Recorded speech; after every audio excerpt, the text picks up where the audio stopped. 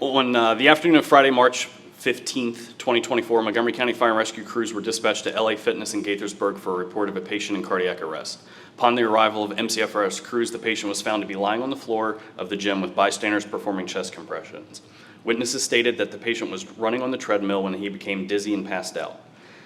When the patient fell from the treadmill, LA Fitness employees and patrons rushed to help. When they arrived at his side, the gentleman found the patient to be unresponsive, cyanotic, and pulseless. 911 was activated, and they went to go get the public access AED while CPR was started.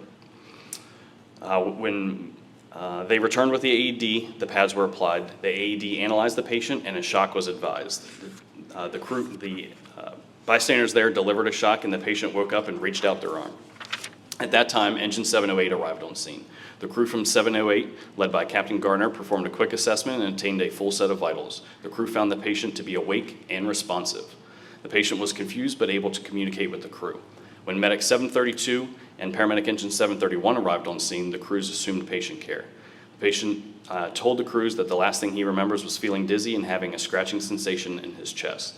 The crews worked together to obtain vascular access with an IV, placed the patient on the cardiac monitor. An initial 12-lead ECG was obtained. The patient was found to be in a sinus rhythm and had no elevation noted.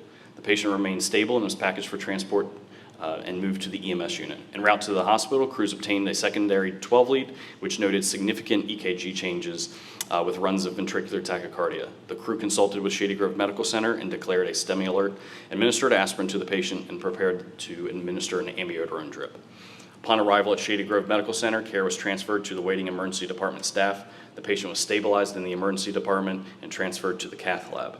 The chain of survival is an integral part of increasing the patient's chances of survival in the event of a sudden cardiac arrest.